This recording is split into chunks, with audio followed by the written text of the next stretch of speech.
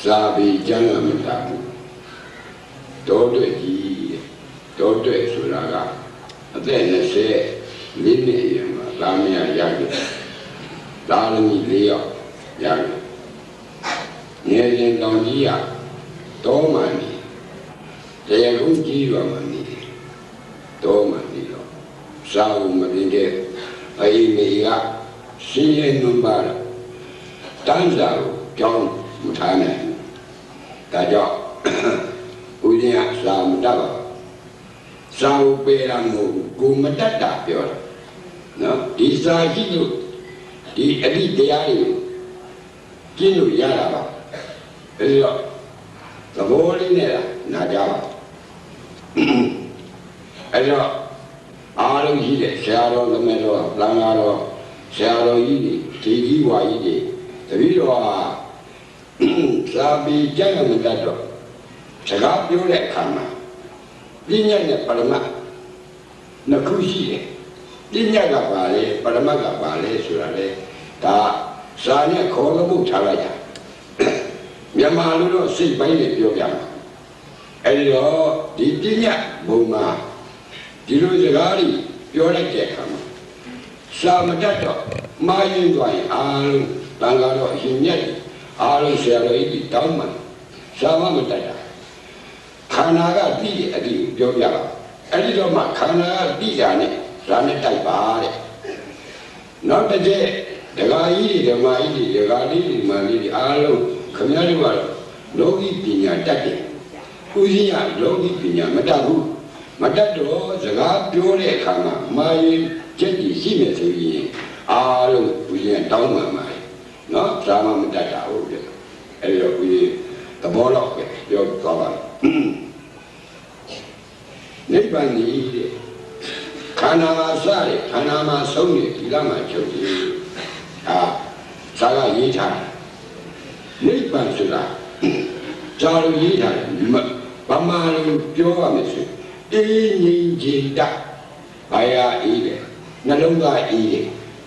palu ini. Ayu ngabau masuk iya. Soalnya kan dia elok di ayu ngabau ni lalu dah bahawa ni dua ayu ni abis ayu mayui hok ni di mayui bahawa ni tanam ubara mesti campak elok di campak dia kini dia ni. Tahu apa sih lu? Pialu, meyahu. Nak kerana yogi balu, yoga. Elok, pejaga boleh. Tapi elok negara Indonesia, tapi elok negara Doga, tapi elok negara Nada, tapi elok Pawang. Elok ujung ni dah. Besok buma, no? Besok buma, ya orang tapi elok negara Indonesia suruh dia usia. Elok tapi elok negara Indonesia suruh dunia bebuman le, bebuman le, disebangku. Elok jamaah pun nasi pari, nak pun cabut pari, abeli pun pari, lupa tu pun koran tu, longser tu. Ada kalau lu orang tu juga mami. Bekan ni kaya kan wajib menolak. Dan dia begat le, karena kasa. Dan dia begat selalu le, karena kasa selalu le. Dan dia begat perlu, kisah karena kasa selalu begat. Ada tu karena macam, macam le, kiri tanah macam. Bukan kita cina kiri tanah sama kita tahu ya. Ada tu ujian, ada tu yang apa dekai. Uji doma ni ada, yang orang tu orang mesti dia ni sama tahu. Elok yang ye juga, ni ya nasi kuna dulu boleh, ni ya nasi kuna dulu, adi ngam mesti nalu, mesti dia ni, ha, mesti dulu masih dulu, cepat ya, ha, ni ya nasi kuna dulu. Nera mesti gula, ubah dia maybe. Siapa dia? Bori Pekia, those at Konaba. Ha, body Pekia, those at Konaba. Nayane, never those at Konaba, those at the Konaba are you those at Konaba are you Nera or Hibula, down you. Shibare, those at Konaba, nearly are you Shibare. They got them by. They got them by the bar. Adi bila, adi seda, adi pina. Adi teka dombare nera wo mahibula maybe. Tawada de yahana, tata de yahano. Teka dombare nera shibare, pare, ego to more. Ego to more begala le, yuko na moala le. Nebandi kanamazare, kanamasone, igama choke. Tabi ego to more. Nasa matade yaha. Ego to more. Kimari, let by you. No, it can you love me. Gayaga, Panadi Bada, with a music of Mariami. Adina Dana, with a music of Mariami. Kamedu Mesazara, with a music of Mariami. You travel that out. Ha! The Panadi Bada, Adina Dana, Kamedu Mesazara. Da ni ayume, da ni mesa ayume. Nani no ngalume, na jalu ngalume sile. Ayuwara di wala, ayumare, mamare, aswe mawala. How you dare, pinaru nga you dare. Where una madre, pinaru mate. Pinaru mabio, sweda upadan kankole. No, the body and the right. Edio, dika ungalong time. Kaya on him, what he can on him. Where Manoka, Bale, Manoka, Manoka, Hale. Eddie, I am now on a pony to job. Make Javara she did. A beta she did. Window meter she did. Cocosa said she did. Dollar said she did. Loha said she did. Loha said she did. Pato did. Moha Laya. Moha Lama Yama Uda. Kilida Lama. No? Elido, Saga Mai, Yamani, T. Odumadi, Sa Dui, Nadui, Trinity, Sa Duite, Nadriga, Dari, Ho, Dari, Dayao, Ayala, Kandara, the Gay Kandara, Di Ayala, Hori, Luboma, Luboma, Isabama, Hida, Panama, Duo, Toga Lugamiava, Taku Kandara, John Viola. No, Saga, Ludi, Lumai, Lucio, England Tigala showed there, Japan Tigala showed there, Unu Tigala showed there. Eh? Dinayano, Soya, Kitama, Dilo, Dida. No, the Boliana. That dog, Apima Sinjay, Kanama Sinjay. Kanama Sinjay, Nyama Sinjay. Apim Ba Sinjay, oh, Yida, Piazza, Yida, Apima Sinjay, oh. Many body. Should up, very kind of layamale. The moody is out, layano. The moody is out. The moody is out, my appearance, my wooded is out, chimney. Wooded is out, my the Bawa is out, living. The Bawa is out, me, but I'm not this out, maybe. Ah, no, Saida, Saga, my, Sarin money, a little dog. A little penny, pero. Metal project, big base, I walk. Camaro, I Manuja. Amelo, Manone, I love an Manu. Talking Mate. Mato, Elio, Horanga, me. Horanga, Jabe. Horanga, Aku, Horanga, Hotabo. Binga, Hote, Lay Hote. But a man in there at all with you. No, Binga, but my she. No. Binyagula Maberu, Binyagula Maberu, Binyagula Maseru, Paramagula Mabueru, Binyana Paramachide. No, Aya, Pinyata, Pari Pinya, Macone, Duja, Mesa, are you, Mesa Tedine, Plagaya Teddy, Paya did you, not by you got it, somehow you got it. Camaro Bulunide, come, Kudu, come. Da come Kudu can you do? No, as I like do pay, do can you do? Can you alum to Yahoo? အဲ့ဒီတော့ဒီကံကိုအကြောင်းပြုပြီးတော့ဟောနေတဲ့တရားအဲ့ဒီတော့ကံပြတရားနော်သမုဒိသစ္စာမှန်ရမယ်။အော်အပြင်မှာကိုယ်ဘေးလို့ကိုယ်မေလို့အမကြီးတွေကြုံကံပြီးတိုင်းပြုပြီ။အော်အေးအပြင်မှာညီကောင်မောင်နှမမိုင်းကဲလို့သစ္စာတွေထားတယ်။နော်သူပစ္စည်းကိုမခေါ်ဘူး။သူကာမရာကိုမဖြစ်စီဘူး။သူများအလက်ကိုမလတ်ဘူး။နော်မိစ္ဆာယူတွေမိစ္ဆာဒိဋ္ဌိတွေတက္ကရာဒိဋ္ဌိတွေနော်ဒီယူကိုမယူဘူး။ဘာယူရတယ်သမာယူရတယ်အပြင်မှာကံတော့ကံတယ်ကံပြီးနဲ့သမာကံပြစ်တယ်သုံးချက်လုံးတော့မလွတ်သေးဘူးနော်အပယ်လေးကတော့ပိတ်မယ်ဟာအပယ်လေးကပိတ်ကိုလွတ်သွားသုံးချက်လုံးလွတ်တာအရိယာမှာလွတ်မှာနော်ပညာချုပ်ပထမချုပ်နှစ်ခုချုပ်မှာလွတ်မှာအပြစ်မှာမဖြစ်ရင်ခဏပေါ်မှာမူတည်ရဲ့အတွင်းရတဲ့အေးရမယ်အပြင်မှာလည်းလင်းရမယ်အခုတော့အာမေယဘာလဲငါဘာလဲပတ်စပ်ကြီးတဏှာမာနဒိဋ္ဌိအာယုပေါ်မှာရှိရအာယုကြောင့်နှလုံးမှာတဏှာမာနဒိဋ္ဌိဖြစ်တာဒါကိုယ့်အပြင်သိရမယ်ဘေးပတ်ဝန်းကျင်မသိဘူးအဲ့ဒီတဏှာမာနဒိဋ္ဌိရပါလေအာယု၅ပါးယူရတယ်အယူမှားတယ်အမှတ်မှားတယ်အစွဲမှားတယ်မင်းကဘယ်တော့ငွေရှိတယ်ဖွင့်တော့ပဲပြောမလဲဗျမင်းကဘယ်တော့ချမ်းသာတယ်မင်းကဘာလဲငါကဘာလဲကြည်စားအတွင်းဒီလာတွေပြက်အပြင်ကိုသွားဆွဲလာတယ်အတွင်းဝိလုဒ္ဓိယဝိရှုဒ္ဓိတွေဖြစ်တယ်အာယု၅ပါးပေါ်မှာအမှန်မှအယူမှအစွဲမှတယ်ဒါတွေကသီလဖြစ်တယ်အတိသီလဆိုတာဒါတွေရောတာအတိစိတ်တဆိုတာဒါတွေအတိဆိုတာထာယမတအာယုပေါ်မှာသီလဖြစ်နေရတယ်အတိဘဝစိတ်ကလည်းအတိသီလဖြစ်ရမယ်သီလနဲ့စိတ်ကြောပါဒါနနဲ့စိတ်ကြောပါဘာဝနာနဲ့ကြောက်ပြ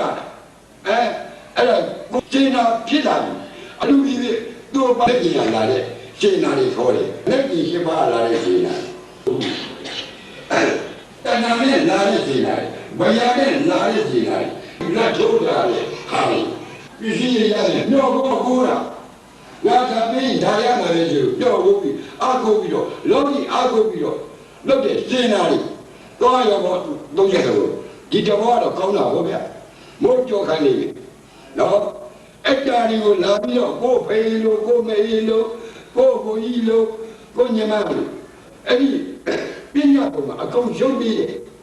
နော်ဘာလို့ရှုံးပြီးသွားတာဟုတ်ဗျပညာကိုသူကပညာကိုမပယ်ဘူးဘာလို့မပယ်လဲတာနာပြုပြီးမဆွဲဘူးလွတ်သွားတာလို့မဆွဲဥပဒါပြတ်နေနော်ဒါရီယာသီလအခြေခံနေအပြင်သီလအတွင်းသီလမမခမဟာဟောဒီဘဝမှာအေးမယ်အတွင်းသီလအနှစ်မမအပြင်သီလအကဟာရှင်းရဲနော်စေနာခမရဲ့စေနာအယုတ်လအနံမလေးဘူးအဲ့ဒီစေနာဟာအင်မတန်မှခမရဲ့နှလုံးကဘဝင်အာယု၅ပါးအကုန်စေနာထားကိုယ်လေးဘာမှလည်းစေနာထားတယ်လူကြီးဘာမှလည်းစေနာထားတယ်မင်းမျိုးရာလာလည်းစေနာထားတယ်မခွဲပြဘူးဘယ်တော့ခိုင်ယူလို့လဲအဲ့ဒီပုဂ္ဂိုလ်မျိုးသူများပစ္စည်းလည်းမခိုးတော့ဘူးသူများပစ္စည်းလည်းမလိမ်တော့ဘူးအခုတော့မလုံနဲ့မျိုးခင်ဗျာစေနာပြတော့ဟိုတော်တဲ့ကိုကြံလို့ခိုးတယ်ကိုကြအိမ်မတဲ့အိမ်သူခင်ဗျာမောပန်းနဲ့ဟိုစမ်းကြောက်တယ်မှာကိုပင်စိုက်တာအဲ့ညသားကောင်းရင်မှာခိုးတယ်ဒါကောင်းသလားဒါစေနာပြလို့ခိုးတာဟုတ်ဗျာအဲ့ဒါလောဘစိတ်ဒေါသစိတ်မောဟဒီနှလုံးသားတွေကစေနာမှတ်ကန်ရင်လေအပြည့်အာယုဘာမှမလုပ်တော့ကိုကျင်တရားရှိတယ်ဗျမစုတရားရှိတယ်တံဝေကတရားရှိတယ်ဘာလို့ဒါကြောင့်လို့ဝိပဿနာတရားရှိတယ်သိအပ်တဲ့တရားရှိတယ်ကျင့်အပ်တဲ့တရားရှိဘယ်မှမပယ်တာကြီးခင်ဗျားတို့ကိလေသာတဏှာကိလေသာဆိုတာရုပ်တရားဟောဒီကိလေသာမှာတဏှာရှိတယ်အဲ့ဒီကိလေသာထဲမှာတဏှာရှိတယ်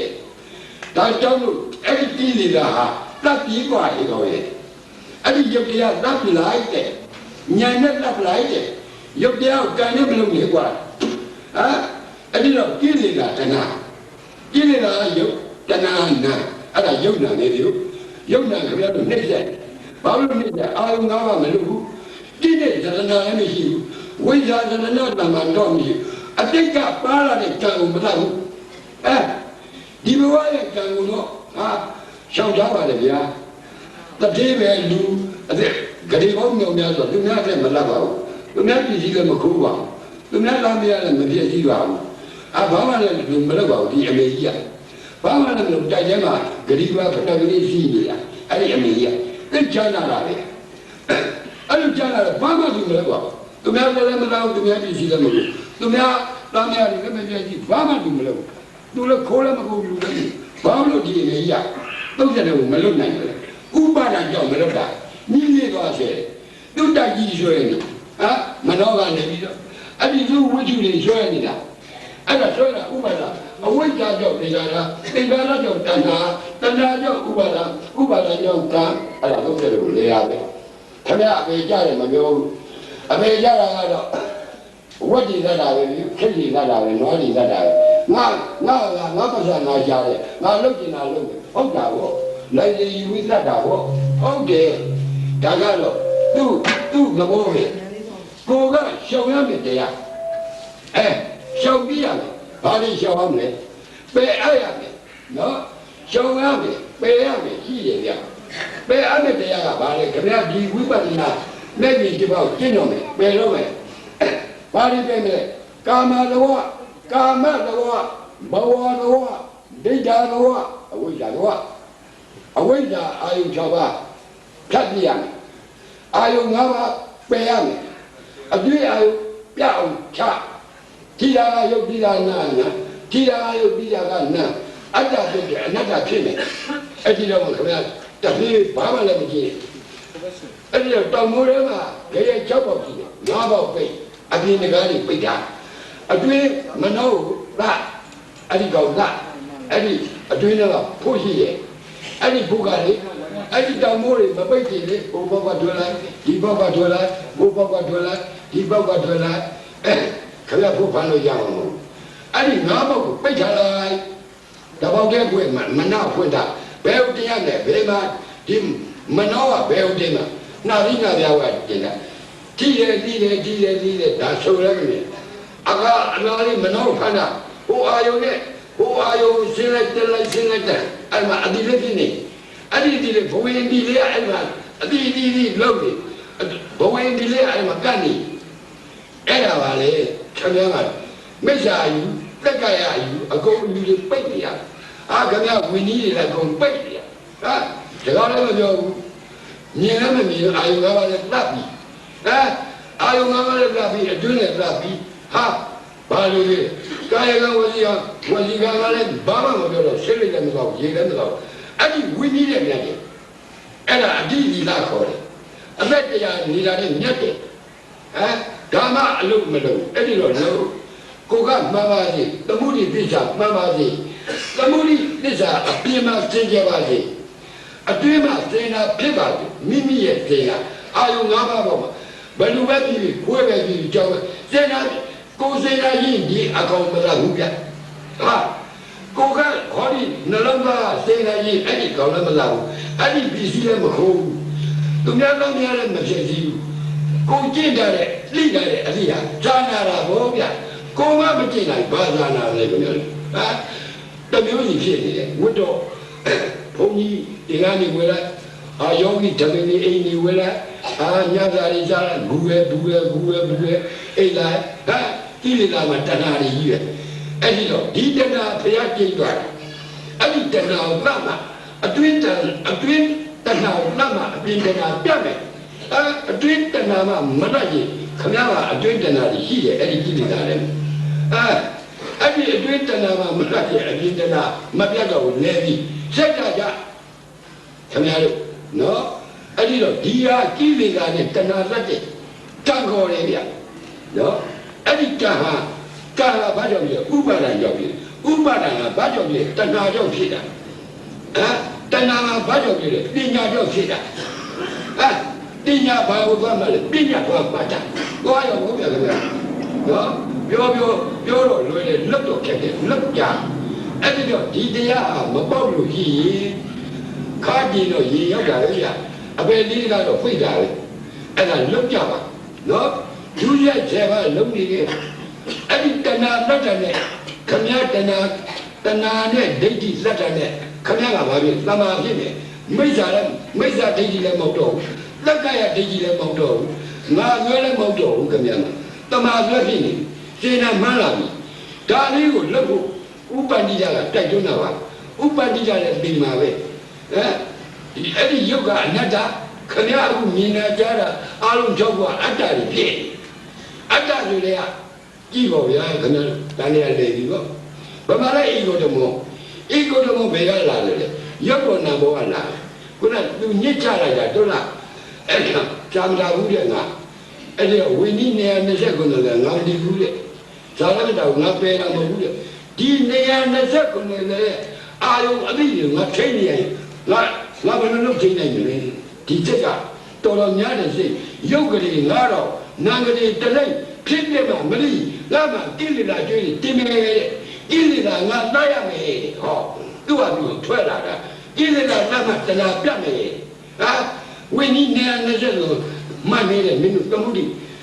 ဒိရဟန်းတွေသွားကြရတယ်မင်းတို့အလုပ်မင်းတို့ဒီမင်းတို့စားမင်းတို့ဒီငါကတော့အဖိုးကြီးလည်းဖြစ်ပြီးငါနေတယ်ငါဂိုင်းလည်းမရှိဘူးဂိုင်းမရှိရတာမင်းတို့ကငါဝိနည်းမတတ်တော့ဒုလဘကြီးပါဟာဒါကြီးကဒုလဘကြီးပါတုတ်ချကြီးပါအေးပါဟုတ်ပါတယ်တုတ်ချပါဒုလဘပါဟုတ်ပါတယ်ကွာဟုတ်တယ်ကွာဟောသူအရှုံးပြီးပြီလေ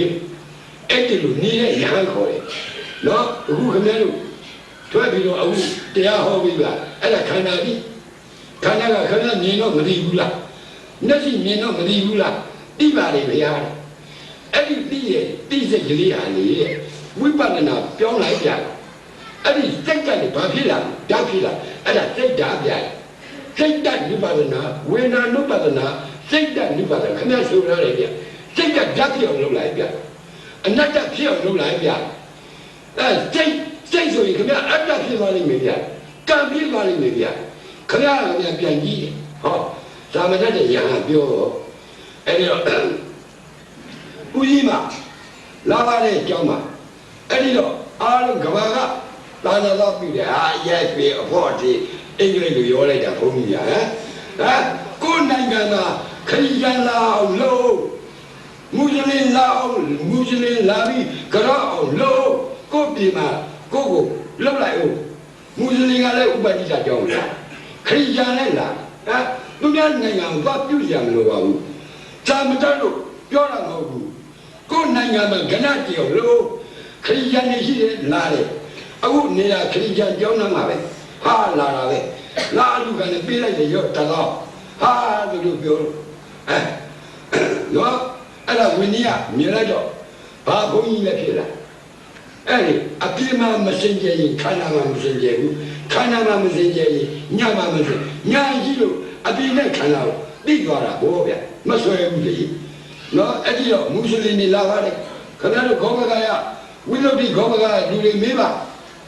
လာတဲ့ကလားတွေလာလက်မှတ်တာရေးတာခင်ဗျားစာအုပ်တောင်းကြည့်ပြီမုစလင်တွေလာတယ်ခရစ်ယာန်တွေလာတယ်စနေနေ့ကလာတယ်ဟိုဘာလဲဥက္ကဋ္ဌနေဖယားတွေလာလူဦးကြီးကြောင့်ကမုတ်ဆက်ကြီးနဲ့အင်္ဂလိပ်ယုံကြီးလာလူတယ်ပြီးတော့မဲတော်မာရိယာကြီးလာလူတယ်ဘုန်းကြီးလာလူအဲ့ဒီကိုတိုင်းပြည်မှာဒီလိုကိုတိုင်းပြည်မှာနေတဲ့မူစလင်တို့ခရစ်ယာန်တို့ကျုပ်အောင်လို့ကျုပ်မှစိတ်ကမှဘယ်လိုနိုင်ငံသွားကျုပ်အင်္ဂလိပ်လိုကအရေးကြီးအော်ဒါဘယ်ပြီးဘာညာအေးငါမလာဘူးကွာမင်းတို့ခုံးကြီးမင်းတို့လိုက်မင်းတို့တော့ကြငါလိုက်မင်းတို့ဖယားဟောတယ်ပฏิယတ္တိရှိပฏิပတ်တိရှိတယ်ကွာအဲ့ဒီတော့ခုနကပြောပြီမလားဟာဝိနည်း129တဲ့အာယုံအလိငါမထိနိုင်ဘူးတဲ့သူနဲ့နေတာမရှိဘူးလားတဲ့ဘောဓိပက္ခိယ139ပါသူနဲ့နေတာဟောမရှိဘူးလားတိတ်ခါလုံးသားတိတ်ခါလုံးကလည်းနေတာဟောမရှိဘူးလားဧကုတ္တမောဘယ်ကလာလဲရုပ်ဝဏ္ဏဘောကလာတယ်နိဗ္ဗာန်ဒီခန္ဓာမှာစတယ်ခန္ဓာမှာဆိုဒီကအိတ်တော်ကြီးငါသွားတော့မယ်တော်တဲ့ကျင့်တာဘာကျင့်လဲကိလေသာတဏှာလားအဲ့ဒီကိလေသာမှာတဏှာတွေရှိတယ်အတွင်းတဏှာရှိတယ်အတွင်းတဏှာကိုပြတ်မှအပြင်တဏှာရမယ်ဒါကိုလက်သွားတဲ့ယဟန်အဲ့ဒီတော့မှအဲ့ဒီလိုယဟန်မျိုးလူရင်လေခမည်းကလည်းပုပ္ပမုစ္ဆပရဇေနမှန်ရမယ် ခင်ဗျားကလည်းမှန်ရမယ်အဲ့ဒီရဟန်းကလည်းသိမယ်ဆိုရင်လူနဲ့လူဘုံလူနည်းလေးပြောပြတယ်ဇာတော့မတော်ဘူးပြောတော့ဒါဇောက်ထဲမှာရေးထားတဲ့အားရင်းနဲ့တူပါတယ်ဗျအဲ့ဒီတော့အဲ့ဒီလူကဟိုးရှိလုံးကလူကိုပေါင်လို့ရတယ်လို့ပြောတယ်သူသမီးလေးကိုသွားပေါင်တာအလည်းပြား3000ရတယ်အဲ့ဒီ3000ရပြီအဲ့ဒီလူရစားလိုက်ပေါင်လိုက်အိမ်တိုင်းလုံးလိုက်တဲ့ကုန်တော့အဲ့ဒီတော့တနေ့လည်းသမီးမရွေးနိုင်နောက်တစ်နေ့လည်းမရွေးနိုင်နောက်တစ်နေ့လည်းမရွေးနိုင်ကြာတော့သူစဉ်းစားမိတယ်ငါသမီးလေးပေါင်တာ3နှစ်အလည်းပြား3000နဲ့ပေါင်နေအခုလည်း3-4နှစ်ရှိပြီငါလည်းမရွေးနိုင်တော့ပါလားရွေးနိုင်အောင်ငါဘယ်လိုလုပ်ရမလဲသူများရဲ့လေမှာငါလီချိန်ကလုံးပါပဲချိန်ကလုံးကျင်တော့ဒီငွေရမှာပဲဆိုတော့သူများလေကူလီမှာချိန်ကလုံးတယ်မျိုးတနေ့နေ့3နှစ်လုံးလိုက်တော့အလည်းပြား3000ရတယ်ဗျငါတော့သမီးလေးယူမယ်ဆိုပြီးတော့အလည်းပြား3000ကပတ်ချုံနေသေးသူသွားတယ်အကျိုးမပြရနော်အဲ့ဒီအလည်းပြား3000ရသွားတဲ့ခါကျသမီးသွားရွေးမယ်ဆိုပြီးတော့သွားတာလောက်ကုလမှာရဟန်းတပါအလက်ကလည်းကြီးတယ်အဲ့ဒီဆိုရလဲစားပဲချိန်ကမွတ်တယ်တော့မေအဲ့ဒီလိုမွတ်တယ်တော့မေသူကအဲ့ဒီလူကဒီရဟန်းကြီးကမွတ်တယ်တော့မေဒုက္ခပဲတို့လူသားကရှောင်လို့လည်းရတယ်စားလို့လည်းဖြစ်တယ်ဒုက္ခများမှာဒီရှုတနာမစားရင်ဒုက္ခရောက်တော့မှာပဲအဲ့ဒီလူကြီးကအဲ့ဒီရဟန်းကိုကြည့်ပြီးတော့အဲ့ဒီတော့စေနာရီသူဖြစ်လာတော့ငါတော့သမီးရွေးမဲ့ပတ်စံကြီးတယ်ငါတောင်ပူတဲ့ပတ်စံလေးကသုံးဝယ်မှာပဲဆိုတော့သုံးသွားပဲအဲ့ဒီနားမှာပဲထင်းကုတ်တဲ့အဲ့ဒီတော့ထင်းကုတ်သမားတွေကလည်း50ယောက်ရှိဟေးထင်းကုတ်တဲ့လူတွေမင်းတို့သမင်းတုပ်ကလေးတွေပါတယ်ကွာအဲ့ဒီသမင်းတုပ်ကလေးတွေဘာကြီးကိုရောက်မှာရောကွာမင်းတို့ဒီပတ်စံဆရာကြီးရဲ့ဘာကြီးရဲ့ကျွန်တော်တို့ဟာထင်းအိမ်ကခုတ်ဖို့လာတာပါဗျာအဲ့ဒီတော့သမင်းတုပ်ကတယောက်စာပဲရှိပါတယ်ဗျာဒီဟာရောက်ရင်ကျွန်တော်တို့ဘာသွားစားလဲအဲ့ဒီကသမင်းမှမစားရင်ဒီထင်းနေလည်းမခုံနိုင်တော့ဘူးဗျာဒီလိုကပြန်တော့ဒုက္ခပဲဒီသမင်းတုပ်ကဝယ်လို့လည်းမရပါလားဟိုလူမေးလည်းဒီလူဒီလူမေးလည်းဒီလူအဲ့ဒီတော့ဟိတ်ကောင်ရဲ့ငါမှတော့အလဗျာ3000ပါတယ်ကွာဟောဒီမှာပတ်စံနေအဲ့ဒီအလဗျာ3000နဲ့မင်းတို့သမင်းတုပ်ကြီးနဲ့လဲပါလားကွာလေအဲ့ဒီတော့မှပတ်စံများလာတော့လဲတာနော်တဏှာနော်အဲ့ဒီတဏှာဘယ်တော့ကြောက်ဘူးသမင်းတုပ်လဲပြေစားသမီးရင်းနဲ့မရွေးဘူးငါသမင်းတုပ်ကြီးရပြီဘုန်းကြီးချကြည့်စားကြရနော်အဲ့ဒီတော့ကိလေသာတဏှာလို့ဆိုတာတော့ဝိတုကာမနဲ့ငါမှရှိတာကကိလေသာကာမနဲ့ရှင်တွဲ3000မိပါကအများကြိုက်ကိုလည်းကြိုက်အရိယာမကြိုက်ဘူးနော်ကိုယ်စိတ်ကဘူးစစ်လိုက်ကိုယ်စိတ်အဲ့ဒါသစ္စာပဲဒါအရိယာကသစ္စာခေါ်တယ်တမှုတိသစ္စာမဟုတ်ဘူးတဲ့တရားလေးမှာဒီလိုရာမျိုးကိုသွားကတ်လိုက်တဲ့အခါမှာအဲ့ဒီလူကလည်းသူရဲ့မြင်တဲ့အာယုပေါ်မှာစေနာကမနောကနှလုံးသားကစေနာကအဓိပတိစေနာကပေါ်ထွက်လာမနေနိုင်တော့အဲ့ဒီစေနာကကာမဝိတုသူမကမျောတော့ပြေးလိုက်တယ်နော်ပညာဝိတုမကမျောတော့ကာမဝိပြေးလို့ဓမ္မတို့လဲရဟန်းကအဲ့ဒီရဟန်းကလည်းဓမ္မအစစ်ဖြစ်ခမည်းရဲ့စေနာကလည်းမှန်တယ်ကာမဝိတုကလည်းရှင်းကျဲတယ်အဲ့ဒီအချက်3ချက်ရရင်တော့ခင်ဗျာစုမတော်နဲ့တော့ရဟန်းတော်မှာမူတည်တယ်ကျွဲကူရေးပါရဲ့အဲ့ဒီဒါကြောင့်လို့ခင်ဗျာကုသိုလ်လုပ်တဲ့ကံဒါဝိပဿနာတော့မဟုတ်ဘူးကုလလနာဒါကုသိုလ်ကံကုလလနာဓမ္မနာဟေတုပစ္စယောတဲ့ဝေဒနိယဒိဋ္ဌလည်းငင်းနှမောကျုပ်ရဲ့ခင်ဗျာစုမတော်နဲ့ဒါစုတော်နဲ့တရားကံပြပါလေတော့ဆိုတော့ဟုတ်ဗျာသာဓုပါ